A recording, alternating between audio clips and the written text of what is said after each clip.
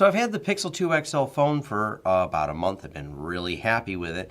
And one of the reasons I got it was the camera. I take a lot of photos, and the best camera is often a camera that you have in your hand.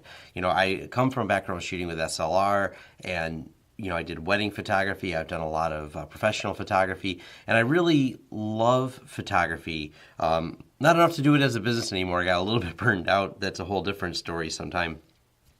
But I still have a passion for taking photos.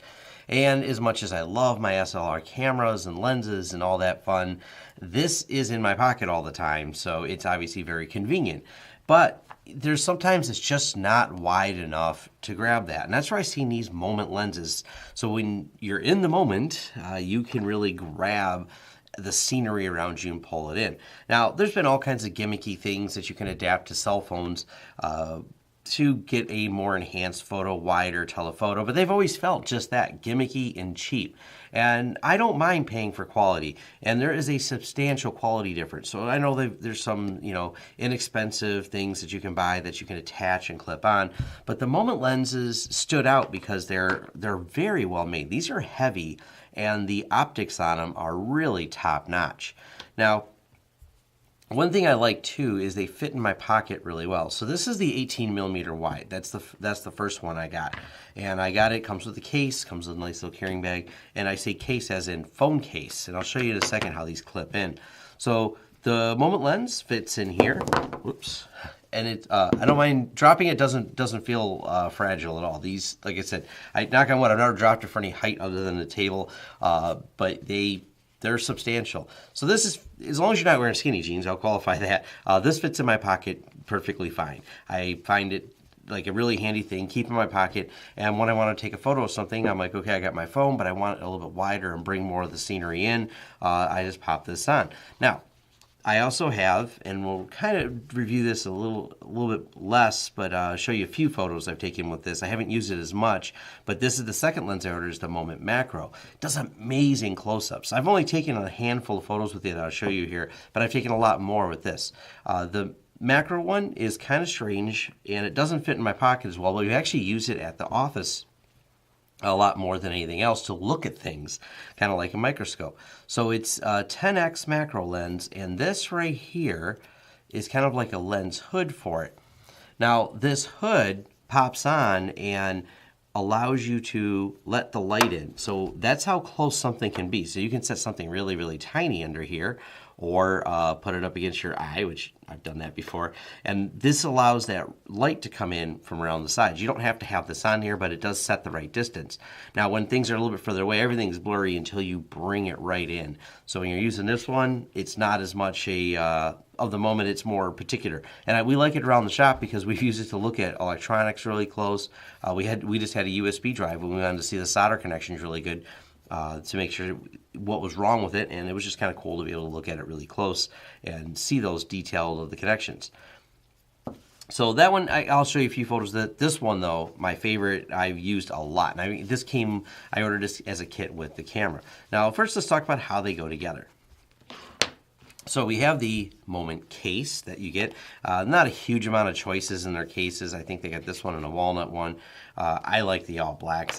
I just out of habit, my phone cases have always been all black.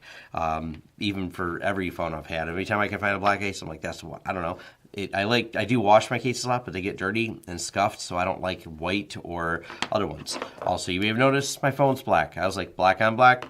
I don't know, that's my preference. So, but there are other options, and of course you could always play around and customize it yourself. So the way these go together is actually really clever. This snaps into here with like a twist lock. And so I have it without the phone on here so you can see up close. So this, and whoops, let me look at it so I'm not looking from an angle. This twists in and holds in. And it holds in really well, like it doesn't come out of here. You can hold the phone by this, and then you just twist it and it comes out. Now the twist kind of gets, as it progresses, it's at a slight angle, so it will pull in the lens more and more till it's really tight, so it doesn't wobble or wiggle or anything. So once the lens is on there, it stays on there really, really well. You're not knocking this lens off. Now the lens elements, nothing moves inside of them, so you can tell I feel pretty good about this. I don't want to beat on my phone with it in there, but the lens doesn't pop off. Now, they do have a spot here for a strap at the back, and I think that's important to have that because with the back part here, the weight of the phone becomes unbalanced. And this sounds weird, but I'll tell you exactly how it works after using it. I'm used to holding my phone. My phone has a predicted balance and weight to it, so my hand knows how to hold my phone with the case on it. When you put that on there, you change the weight and balance of the phone. So let me snap it all together here. So snapped all together, I have now changed the weight and balance of my phone when I add this, and I've almost dropped it a few times because of that. So that being said, the strap probably would be a good idea to put on there, but the lens, just to set it in here, oops, and it's hard when you're not looking, when you're looking at the camera, and I'll just roll it in, rolls in real quick, and once again, it's on there. But now the phone kind of wants to teeter-totter on me a little bit because it's so much weighted towards this lens because the lens is so heavy. But that being said, once it's on here, wow, just the photos you take, like it widens up the room quite a bit too. Now, from the other side of it, I might do some more, I've been wanting to do a little bit more vlogging and sharing some of my thoughts.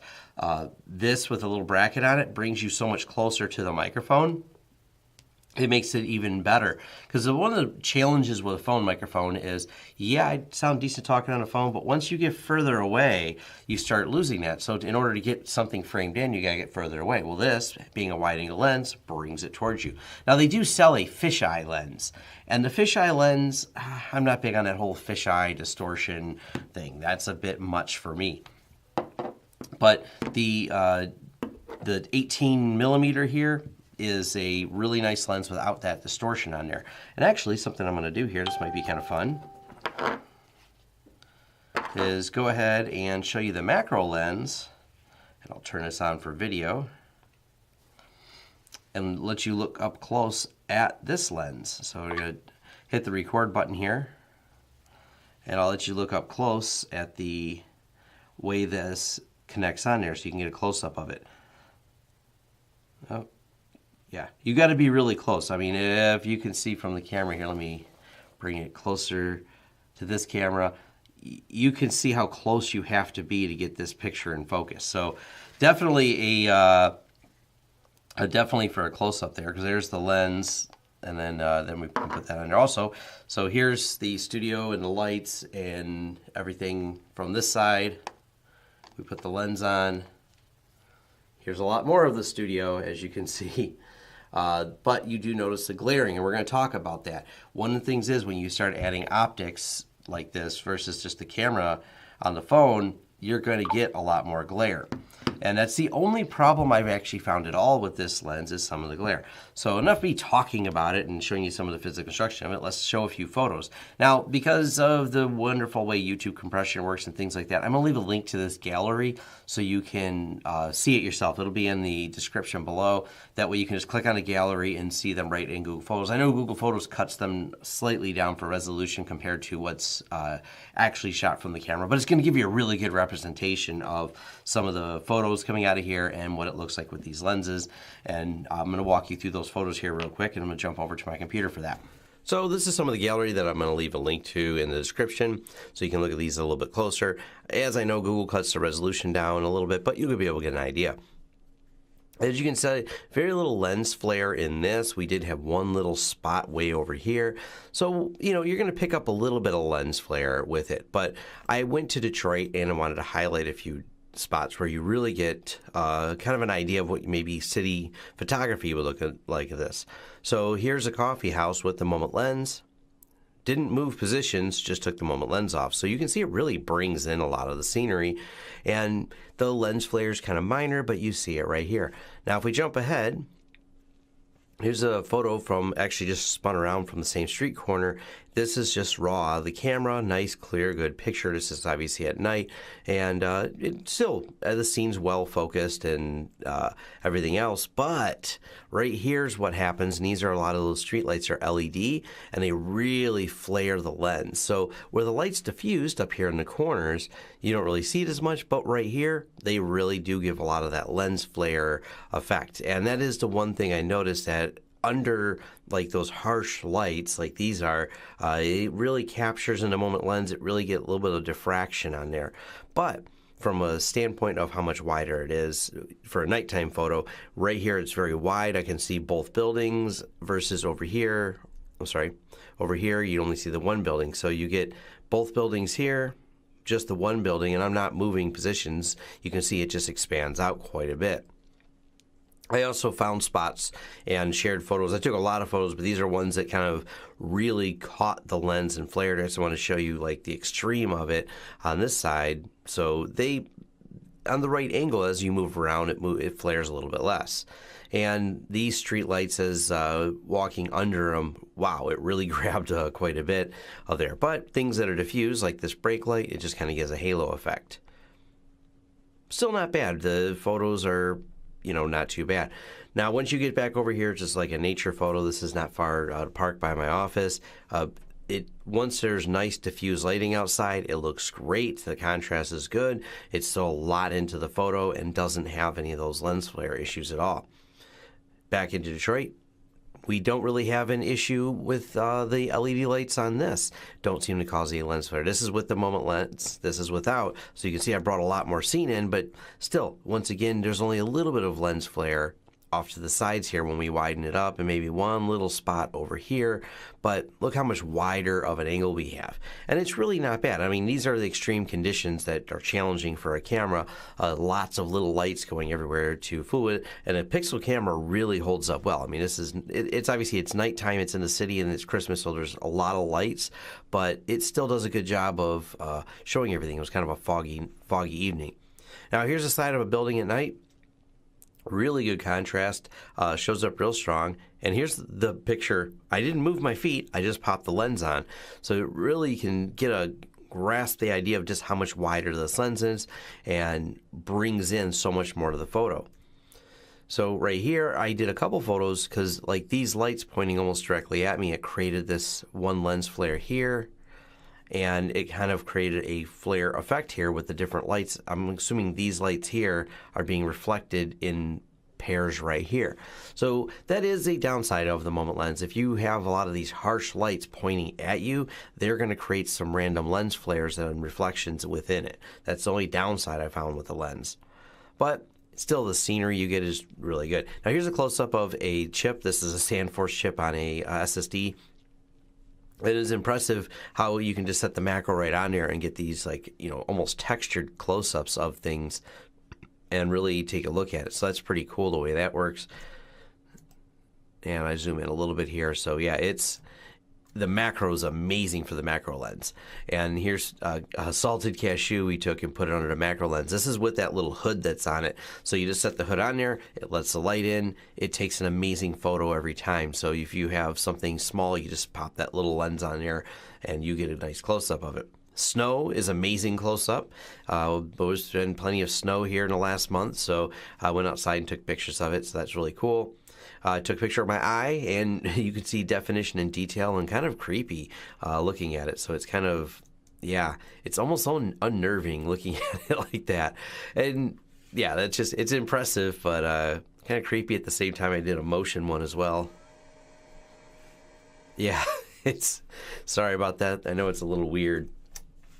Now, a couple other things when you're out there. I have these photos here. So this one is with the XL lens on. This is the Fisher Building in Detroit, and it's a beautiful building. I was visiting one of my clients and took a moment from the second floor to kind of look over it, and they're like, wow, that looks great. Now, I couldn't capture that without the moment lens. So here's without, there's with the moment lens. Dramatic difference in how much you can see. So in some photos, it's just you're really noticing it more, and this is one of them where to try to bring in the beauty of this place, the lens was great. And this is a nice thing about keeping your pocket. Just pop it on. I'm happen to be there. I can just stop and take a photo while I'm walking in, and you're like you get this really impressive views. Now, here's something I wanted to note as well, and you can see it here, and we'll jump back to this one real quick. Notice the quality of the photo, the contrast, and the overall like tonal image. You don't lose a lot or really any.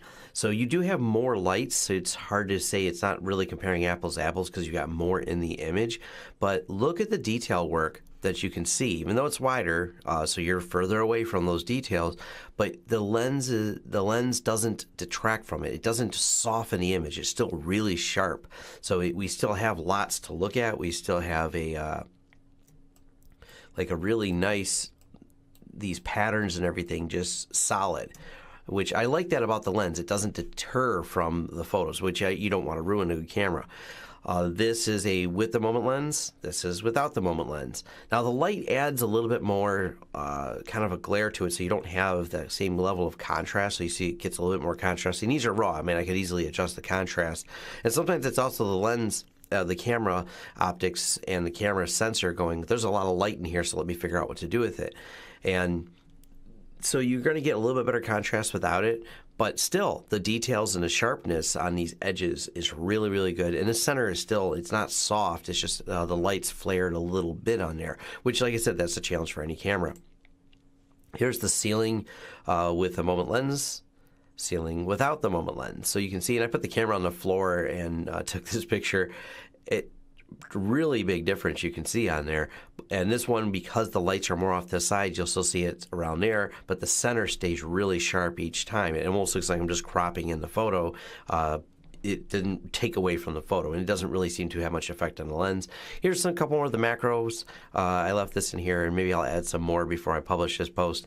But you can see, overall, I'm really happy with this lens. I'd highly recommend it. Like I said, I like it. I happen to have paid for it myself and bought it. So, like I said, maybe my review's biased because I really want to like it, but I really enjoy it, and I've had a lot of fun taking some of these photos. I'll leave a link to this gallery so you can look at it and maybe stare at my eye here if you want. But hopefully this was helpful to you if you're on the fence about making a decision about these lenses. They're well made. They're metal construction. I have no complaints after using them for a month.